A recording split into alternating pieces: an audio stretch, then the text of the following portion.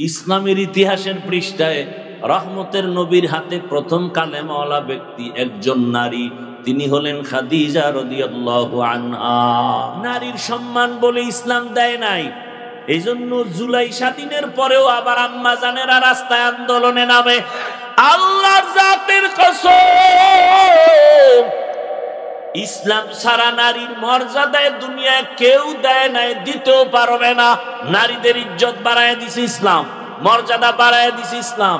বলতে গেলে অনেক সময় কি পরিমাণ, যেমন একটা প্রমাণ হলো হাসরের ময়দানে আল্লাহ যদি জিজ্ঞাসা করে, আমার হাবিব রহমতের নবীর হাতে কে প্রথমে কালেমা পড়ে আমার রসুলকে সান্ত্বনা দিয়েছো?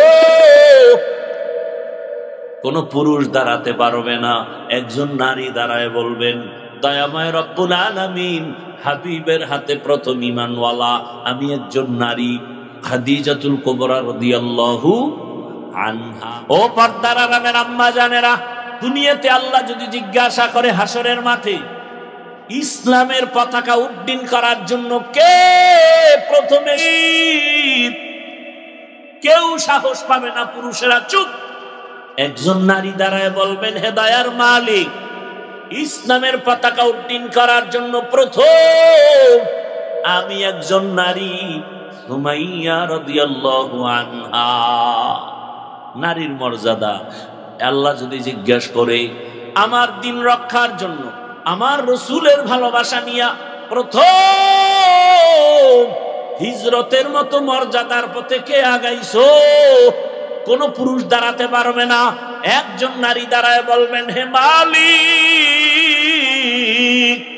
ইসলামের পতাকা ঠিক রাখার জন্য, তোমার দিন হেফাজতের জন্য প্রথম হিজরতের পথে আমি এক নারী বের হয়েছি, আমি হলাম রহমতের নবীর কন্যা রুকাইয়া রাদিয়াল্লাহু আনহা। এইভাবে একটা একটা যদি বলি, নারীর মর্যাদার শেষ করা যাবে না। আজ আমার আম্মা জানেরা নারী ইজ্জত পায় না, সম্মান দেয় নাই। আরে ইসলাম ছাড়া কে দিবে সম্মান? নারী বাবার ঘরে আসবে কন্যা, তুমি ওরে লালন পালন করো, কারণ তুমি একটা কন্যা পেয়েছো, তুমি একটা জান্নাতের মালিক হয়ে গেছো। রহমতের নবী বলেন, আমি এমন এক সময় মক্কা নগরীতে আসছি যেই সময় নারীকে পছন্দ করে না, বাবা কন্যা হলে কষ্ট পায়। রহমতের নবী আল্লাহর খুব আদরের নবী, আমি রহমতের নবীর কোনো ছেলে নাই, আমি 4 কন্যার বাবা, আমি 4 কন্যার বাবা। অতএব তোমরা যারা কন্যা পেয়েছো শুকর আদায় করিও। 1 কন্যা পেয়েছো 1 জান্নাতের মালিক, 2 কন্যা পেয়েছো 2 জান্নাতের মালিক, 3টা কন্যা পেয়েছো 3 জান্নাতের মালিক, 4 কন্যা পেয়েছো 4 জান্নাতের মালিক। 4 কন্যা মানে 4টা জান্নাতের মালিক। ভাইরা আমার, রহমতের নবীও 4 কন্যার বাবা, কোনো ছেলে নাই। কন্যা কেমনই জানি জাহিরিতে এক শান্তি, শ্বশুর বাড়ি থেকে দৌড় মারছে, বাবায় অসুস্থ, দৌড়, বারবার টেলিফোন করে, আমার আব্বু জানেন কি খবর?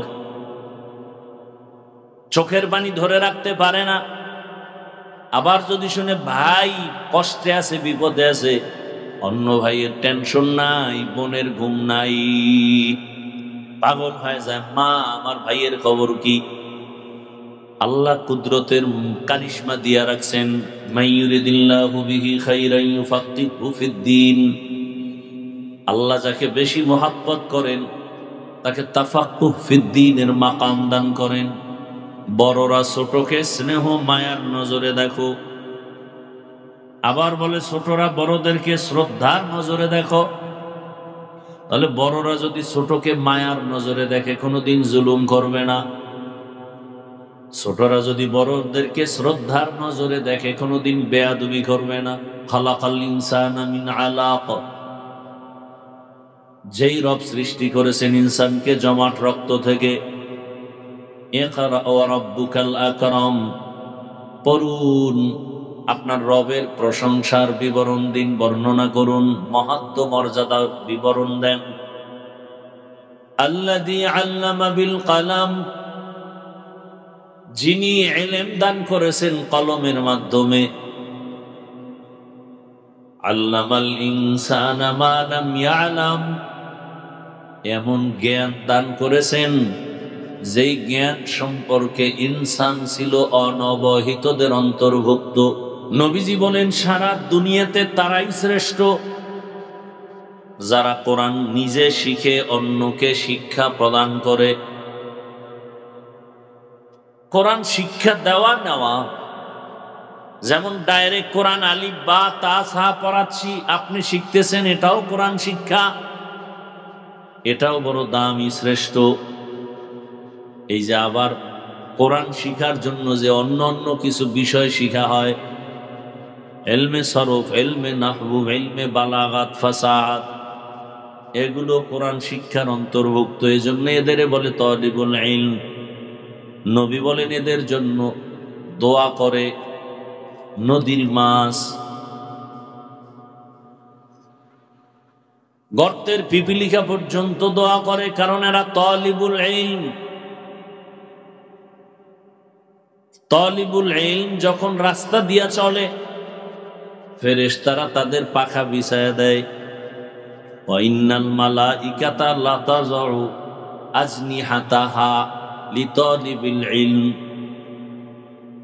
তালিবুল ইলমের পায়ের নিচে পাখা বিছায়া দেয়, নূরের পাখা। ওয়া ইন্নাল আলিমা লা ইস্তাগফিরু লাহু মান ফিস সামাওয়াতি ওয়া মান ফিল আরদ হাত্তাল হিতানু ফিল মা।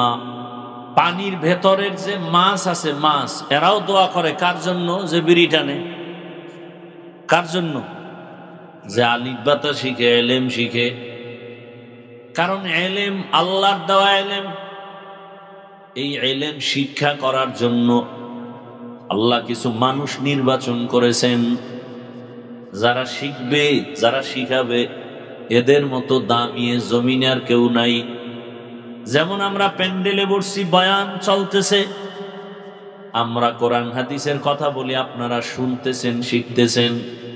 নবীজি বলেন যখন এই ময়দানে, এই মজলিসে আহলে হক ওলামাদের মোলাকাতে দ্বীন শিখার জন্য ঘর থেকে কেউ বের হয়, প্রত্যেকের কদমে কদমে সওয়াব, এবং প্রত্যেকের সাথে ৭০,০০০ রহমতের ফেরেশতার কাফেলা আল্লাহ বানায় দিছেন। এখানে আইসা বসার পর এরকম একটা মজলিস আরশে আজিমে চলতেছে, আল্লাহ নিজে আলোচনা করতেছেন, আমাদের প্রশংসা করতেছেন ফেরেশতাদের সামনে। শেষ পাল আল্লাহ ঘোষণা দিছে, এই প্যান্ডেলে যারা বসছে সবার জীবনের গুনাহ মাফ। একটা মাসআলা যদি শিখতে পারেন, ১০০ নফল নামাজের সওয়াব আল্লাহ দান করবেন। অনেকগুলো মাসআলা যদি শিখেন, ১০০০ রাকাত নফল নামাজের সওয়াব পেয়ে যাবেন। সুবহানাল্লাহ। না রহমতের নবী বলেন কাফের, বেঈমান আর মুমিনের মাঝখানের প্রাচীরের নাম নামাজ। মুমিন কারা বলে নামাজ ছাড়ে না, বেঈমান কারা বলে নামাজ পড়ে না। নামাজের দ্বারা পরিচয় কে মুমিন, কে মুমিন না। নূরের সৃষ্টি ফেরেশতারা শ্রেষ্ঠ না, আগুনের সৃষ্টি জিনেরা শ্রেষ্ঠ না। আল্লাহ তাআলা সিদ্ধান্ত নিয়েছে মাটির সৃষ্টি মানুষ হলো শ্রেষ্ঠ। ওয়ালাকাদ কাররামনা বানি আদম ওয়া হামালনাহুম ফিল বাররি ওয়াল বাহরি ওয়া রাযাকনাহুম মিনাত তাইয়্যিবাত ওয়া ফাদ্দালনাহুম আলা কাসীরিন মিম্মান খালাকনা তাফদীলা। বনি আদম বড় দামি, আল্লাহ তাআলা এদেরকে এত দামি বানায় দিলেন, এরা দুনিয়াতে আসার আগে থেকেই দামি আল্লাহ করলেন। দুনিয়াতে আসার পরে আল্লাহ মর্যাদা ঠিক রাখার জন্য 2টা ব্যবস্থা দিয়েছেন। তোমার মর্যাদা ঠিক ধরে রাখতে যদি চাও, 2টা জিনিসকে সমানভাবে ফলো করে চলো। এক হলো রেজালুল্লাহ, আর এক হলো কিতাবুল্লাহ। এক ব্যবস্থার নাম থিওরিক্যাল পদ্ধতি, আর এক ব্যবস্থা প্র্যাকটিক্যাল পদ্ধতি। থিওরিক্যাল পদ্ধতি হলো কিতাবুল্লাহ, আর প্র্যাকটিক্যাল পদ্ধতি রিজালুল্লাহ, আল্লাহর নির্বাচন করা কিতাব, আল্লাহর পক্ষ থেকে একচ্ছত্র সিদ্ধান্ত বা নির্বাচিত ব্যক্তি। আল্লাহর নির্বাচিত ব্যক্তির মধ্যে শ্রেষ্ঠ ব্যক্তি রহমাতুল লিল আলামিন। আল্লাহ তাআলা নির্বাচিত কিতাবের মধ্যে শ্রেষ্ঠ কিতাব কুরআনুল কারীম। এই দুই জিনিস যারা বলে আমরা কোরআন কিতাব মানি, ব্যক্তি মানি না, খোদার কসম তারা গোমরাহ। যারা বলে আমরা ব্যক্তির গোলাম হয়ে আছি, ব্যক্তির পূজা করি, কিতাব আদি বুঝি না ও মানি না, এরাও গোমরাহ। এই দোনোদল আমগো দেশে আছে না নাই? কিয়ামত পর্যন্ত এই জাতি জান্নাতের সঠিক পথ যদি দুনিয়ার থেকে পেতে চায় এবং দুনিয়ার লাইনের শান্তির ঠিকানা যদি সবাই চায়, নির্ভেজাল শান্তির ঠিকানা, সংসারের শান্তি, ব্যবসার শান্তি, চাকরির শান্তি, ব্যক্তির শান্তি, পরিবারের শান্তি, সব শান্তির ঠিকানার নাম ইসলাম। শান্তির ঠিকানার নাম কি? আর এই ঠিকানা সঠিকভাবে নিঃস্বার্থভাবে উম্মতের দেখায় দিবে একমাত্র উলামায়ে কেরাম। এই জন্য নবী বলেন আল উলামা ওয়ারাসাতুল আম্বিয়া, উলামায়ে কেরাম আম্বিয়ায়ে কেরামের ওয়ারিস। ওয়া জাআলনা মিনহুম আইম্মাতান ইয়াহদুনা বিআমরিনা। আরে আমরা বুঝি না আমগো কাম কি, আমরা বাক করে ফেলছি। জিকির টিকির কয়টা আলেম কাজ না, এই জিকির করবে পিসাবরা, জিকির এটি সব পিসাব গো। অথচ আল্লাহ কি বলেন? ফাসআলু আহলা যিকরি ইন কুনতুম লা। আহলে জিকির দ্বারা এখানে মাকসাদ কি? ওলামা। আহলে জিকির দ্বারা উদ্দেশ্য কি? তো ওলামা ডাইরেক্ট বললি তুই তো, আহলে জিকির বলে ওলামা নিলেন কেন? কারণ কি? বালাগাত ঢুকো, আল্লাহর প্রত্যেকটা কথার মধ্যে কত লাইনের অলংকার ঢুকানো। আহলে জিকির মানে ওলামা, তাহলে ওলামা বললেই তো ডাইরেক্ট হয়, আহলে জিকির বললেন কেন? বলে ওলামা তো জিকির ছাড়া আলেম হতে পারে না। অল টাইম তার অন্তরে মাওলার জিকির, জবানে মাওলার জিকির। মান আহাব্বা শাইআন আকসারা যিকরাহু, যে যারে বেশি মহব্বত করে তার জিকির তার মধ্যে বেশি থাকে।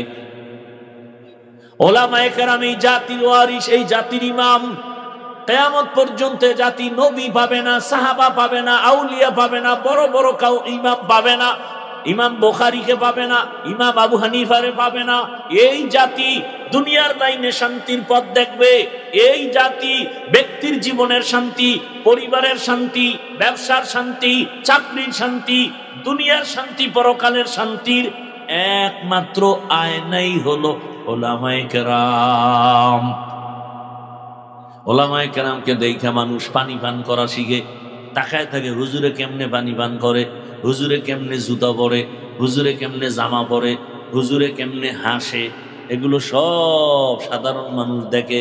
এই জন্য আমি আমার ইসলাহি প্রোগ্রামে মাদ্রাসায় প্রত্যেক মাসের দ্বিতীয় শুক্রবার ইসলাহ মাগরিবের পরে শুরু হয়, আসরের পরে শুরু হয়ে যায়। মাগরিবের পরে সব সাধারণকে, আলেমকে বয়ান, এশার পরে শুধু ওলামাদের মজলিস হয় খাস। ওলামায়ে কেরাম, এর জন্য আমি বলছিলাম ইসলাহিতে, একজন আলেম শুধু আপনি কি মনে করছেন আপনি খাইবেন ঘুমাইবেন শেষ না। আমি হাফিজুর রহমান একজন ব্যক্তি, আমার দায়িত্ব কতগুলো। আমি সন্তানের বাবা, অতএব সন্তানের কাছে আমি আদর্শ। আমি একজন স্বামী, স্ত্রীর কাছে আদর্শ। আমি একজন শিক্ষক, ছাত্রদের কাছে আদর্শ। আমি একজন মসজিদের খতিব, ইমাম, মুসল্লিদের কাছে আমি আদর্শ। আমি একজন উম্মতের বক্তা, উম্মতের কাছে আমি আদর্শ। আমি তাহলে আমারে কত মানুষ ফলো করে? সন্তান আমারে ফলো করে, আব্বার আদর্শ কেমন, স্ত্রী ফলো করে, স্বামীর আদর্শ দেখে শিখবো। আমার ছাত্র আমাকে ফলো করে, হুজুরের আদর্শ কেমন শিখবো। আমার মুসল্লিরা ফলো করে, ইমাম সাহেবের আদর্শ কেমন শিখবো। তাহলে আমি একজন আলেমের উপরে কত দায়িত্ব। আলেমদের যে কাজটা, এটা ডাক্তার পারবে না, ইঞ্জিনিয়ার পারবে না, এই কাজটা কোনো প্রফেসর পারবে না। কিন্তু প্রফেসরের কাজ আর একজনে কোনো রকম পারতে পারে, ডাক্তারের কাজ আর একজনে আঞ্জাম দিতে পারে, আলেমের কাজটা আর একজনে আঞ্জাম দিতে পারবে না। এজন্য আল্লাহ বলেন, আমি আলেমকে দায়িত্ব দিলাম, তুমি হেদায়েতের পথে মানুষকে ডাকো, আর তোমার সম্মান, তোমার ইজ্জত, তোমার রিজিকের সব ব্যবস্থার জিম্মাদারি আমি আল্লাহ। তো আল্লাহ পাক দুই জিনিস দিলেন, কোরআন আর ব্যক্তি। নবী নাই, নবীর অবর্তমানে দায়িত্ব পালন করবে কারা? একমাত্র উলামায়ে কেরাম, একমাত্র। এই উলামায়ে কেরাম কোরআন সুন্নাহর আলোকে উম্মতকে পথ দেখাবেন, এবং এই পথ সঠিক এবং শ্রেষ্ঠ পথ। এর বাহিরের কোন পথ সঠিক না, শ্রেষ্ঠ না। আল্লাহ বুঝার তৌফিক দান করেন। আর এই পথ যেমন শ্রেষ্ঠ, তেমন শান্তি কষ্টও আছে। কেমন কষ্ট? ওই কষ্টের সাথে কোনো তুলনা নাই। সমস্ত আম্বিয়ায়ে কেরাম কঠিন থেকে কঠিন পরীক্ষার সম্মুখীন হলেন। যেমন আপনার আমার রহমতের নবী, আল্লাহ তাকে যখন দুনিয়ায় পাঠাইছেন, জমিনের মানুষ ছিল বড় নাপাক, মক্কার মানুষ বড় নাপাক, অথচ মক্কার মতো ঘর সেখানে দাঁড়ানো। যেই বাইতুল্লাহর দিকে তাকাইলেই সওয়াব, তাকাইলেই সওয়াব, তাকাইলেই সওয়াব। ইন্না আউওয়ালা বাইতিন উযিআ লিন-নাস লাল্লাযী বিবাক্কাতা মুবারাকাও ওয়া হুদা, মুবারাকাও ওয়া হুদাল লিল আলামিন। এত সুন্দর এক ঘর, তাকায় থাকবেন শুধু সওয়াব আর সওয়াব। সেই বাইতুল্লাহর পাশের মানুষ দুনিয়ার নষ্ট, আর সেই সমাজে আসলো কে? পৃথিবীর শ্রেষ্ঠ চরিত্রবান আখলাকি রসুল মক্কা নগরীতে আসছেন। আসার পরে নবী সবার সাথে হাসি মুখে কথা, মানুষের বুকে লাগায়, গালি দেয়। নবী গালি দেন না, জবাব দেন না, বরং তাকে বুকে লাগায় আলিঙ্গন করেন। রহমতের নবী আমার দীর্ঘ 40 বছর পর্যন্ত কাউকে বলে না নামাজ পড়ো, রোজা রাখো, জিকির করো, তেলাওয়াত করো, কালেমা পড়ো, কিচ্ছু বলে না। নবী কথা বলতেছেন, সবার অন্তরে বিশ্বাস, এত ভালোবাসা। সবাই কয় মুহাম্মদ, এক পর্যায়ে গিয়া বলে মুহাম্মদের বিরোধিতা যাই করি, মুহাম্মদের মতো সত্যবাদী আর কেউ নাই। 40 বছর পরে আল্লাহ তাআলা হেদায়েতের বাণী দিলেন, কোরআন। জিবরাইল আমিনকে নিয়ে পাঠাইলেন, কোরআনের প্রথম 5টা আয়াত নিয়ে পাঠাইলেন।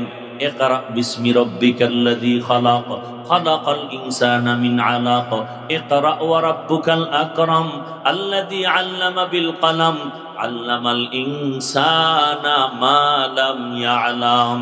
5টা আয়াত নিয়ে আসলেন। মাত্র 5 আয়াত নিয়ে হেরা গুহায় ঢুকলেন। রসুলের সিনার সাথে জিবরাইল আমিনের সিনা লাগাইয়া হালকা চাপ দিয়া বললেন, ইকরা, হে রসুল আপনি পড়েন। সবাই অনেক তরজমা আপনারা দেখবেন ব্যানারে, ইকরা বিসমি রাব্বিক, পড়ো তোমার প্রভুর নামে হে রসুল। আমি তরজমা করেছি, হে রসুল পড়ুন আপনি আপনার রবের নামে। ওলামায়ে কেরাম লিখেছেন, রব শব্দের অর্থ প্রভু বললে হক আদায় হয় না। রব শব্দের অর্থ এক শব্দে হবে না, এক বাক্য দিয়ে রবের তর্জমা হবে। কেমন? বলে রব হলেন তিনি সমস্ত প্রাণীদের প্রয়োজনের অগ্রিম আয়োজন করেন যিনি, তিনি হলেন রব। যখন এক চাপ দিলেন, নবী বললেন মা আনা বিকারিন, আমি পড়তে জানি না। আর একটা চাপ দিলেন, নবী বললেন আমি পড়তে জানি না। কয় চাপ হলো?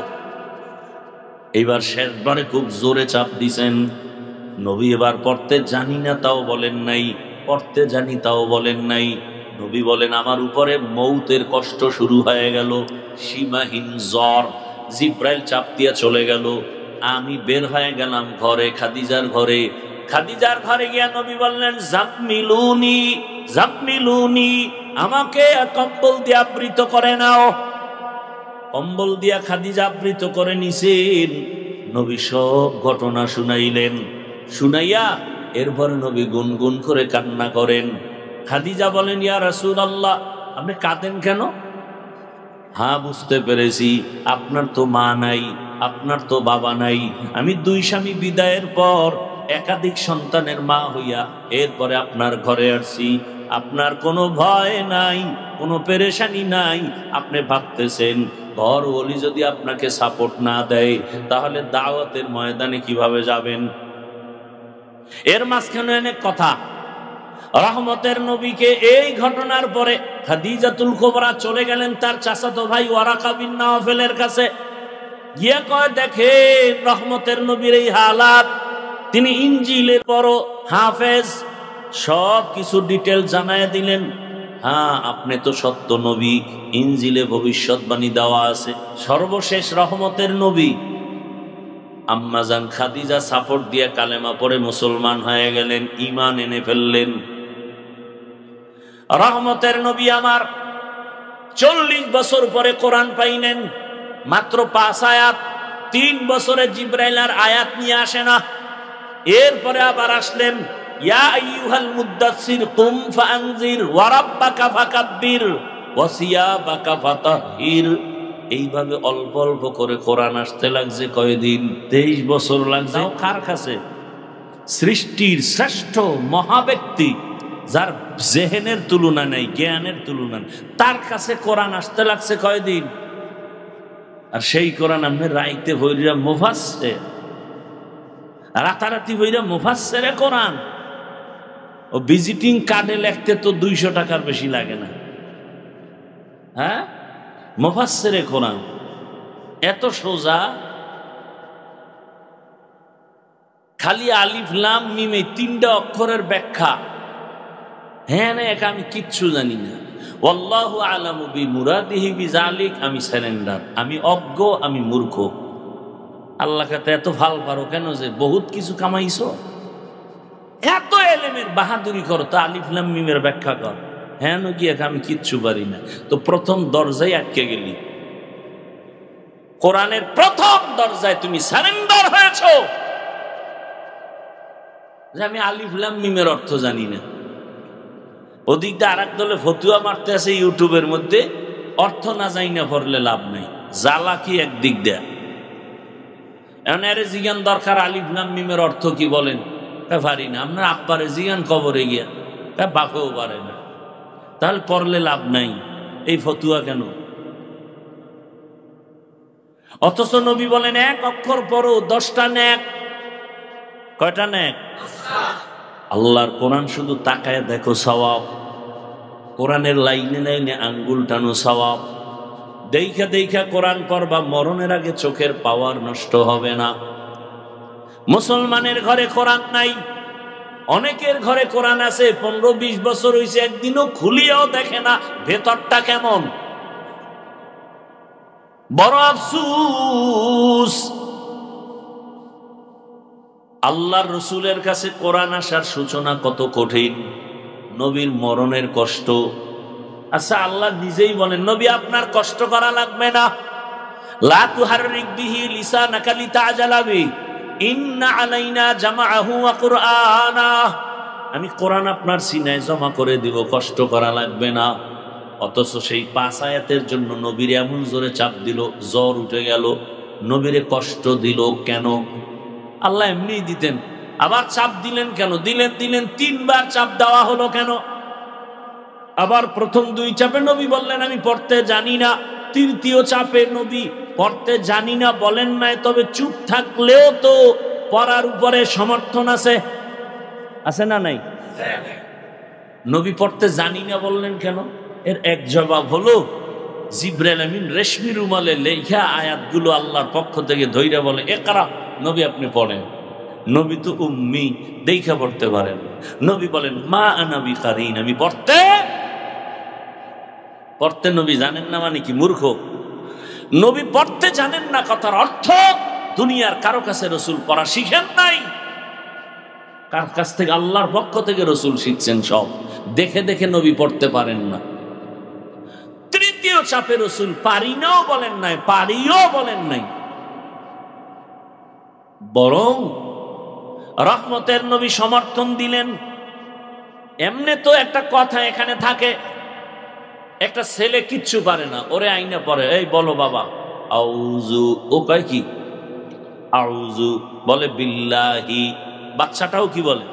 বিল্লাহি মিনাস, পারে না। তা রসুলের সামনে জিব্রাইল যখন কইছে ইকরা, তো নবী তো বলবেন ইকরা, বা জিব্রাইল বলছে ইকরা বিসমি রাব্বিকাল্লাযী খালাক, নবীও বলবেন ইকরা বিসমি রাব্বিকাল্লাযী খালাক। নবী দোনোবার কইলেন আমি পারি না। তৃতীয় চাপে তো অবস্থা খারাপ, অসুস্থ। এখানে অনেকে জবাব দিছেন একটা, নবী প্রথম দুই চাপে না পড়ে বুঝাইছেন কার নামে পড়ব বলা নাই। তৃতীয় চাপে বলা হয়েছে রবের নামে পড়ো। আমি এটাকে সমর্থন দিলাম। দুনিয়ার সব পড়া ছাড়ো, রবের পড়াটাকে ধরো। দুনিয়াতে পড়া দুই লাইনে চলে, রবের নাম সহ, রবের নাম ছাড়া। কি? রবের নাম সহ পড়া, মাদ্রাসার পড়া, কোরআনের পড়া, আর রবের নাম ছাড়া পড়া দুনিয়ার শিক্ষা, জাগতিক শিক্ষা, জেনারেল শিক্ষা। দুই পড়ার উদ্দেশ্য আলাদা, সিস্টেম আলাদা, ফলাফলও আলাদা। একটা দুনিয়া আর একটা আখেরাত। তবে আল্লাহর নাম সহ যদি পড়ে ওই লাইনে গিয়াও সে সফল। মানুষ হতে হলে লাগবে আল্লাহর কোরআনের ছোঁয়া। এখন অনেকে বলবে আমরা স্কুল কলেজে যারা পড়ি আমরা কি মানুষ না?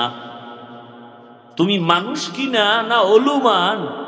এটার জন্য প্রশ্ন হলো তুমি জানোনি, ও স্কুল কলেজের ছেলে মেয়েরা, ভাই বোনেরা, জানোনি মাকে বিবাহ করা হারাম?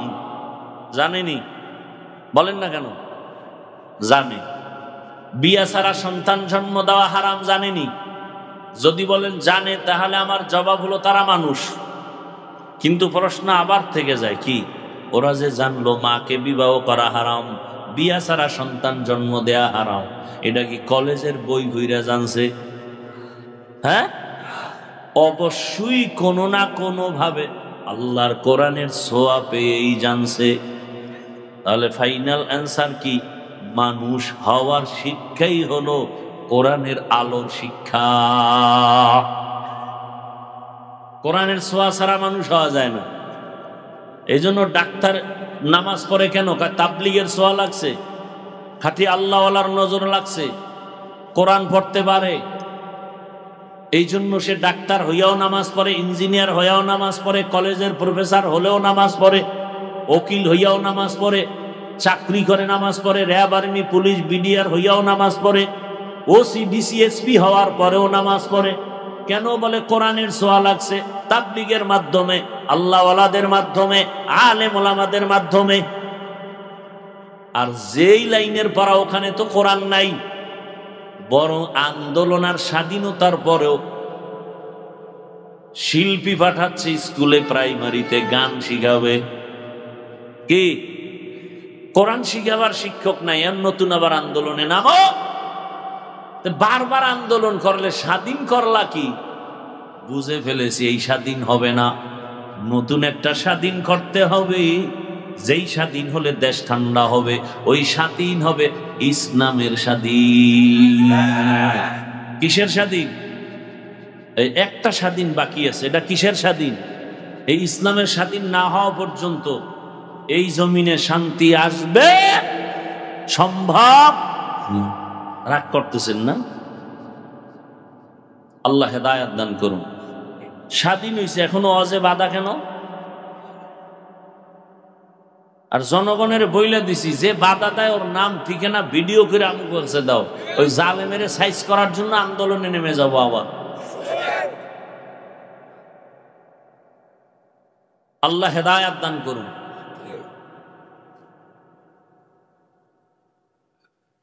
কি এক কঠিন হাল। তাহলে এই আল্লাহর মানুষ, আল্লাহর আইনে মানুষ হওয়ার শিক্ষা, এটা মাদ্রাসার শিক্ষা। তার মানে স্কুলে কি মানুষ হওয়া যাবে না? যাবে। স্কুলে পড়ো, কলেজে পড়ো, ডাক্তার হও, ইঞ্জিনিয়ার হও, ওলামায়ে কেরামের সাথে সম্পর্ক, মোহাব্বত, দোয়া, মা বাবার সাথে সম্পর্ক, দোয়া, শিক্ষকের দোয়া, আলেম ওলামার দোয়া নিয়ে চললে স্কুলে পড়লেও মানুষ, কলেজে পড়লেও মানুষ, ডাক্তার হলেও মানুষ, ইঞ্জিনিয়ার হলেও মানুষ। মূল ফ্যাক্টরি মাদ্রাসা, মূল। বাকি আমরা চাই কলেজেও কোরআনের আয়াতের তেলাওয়াত চালু হয়ে যাক, কি বলেন? আমরা চাই ওখানেও কোরআনের শিক্ষা চালু হয়ে যাক, 100 নম্বরে পরীক্ষা হোক। আল্লাহ বুঝার তৌফিক দান করেন।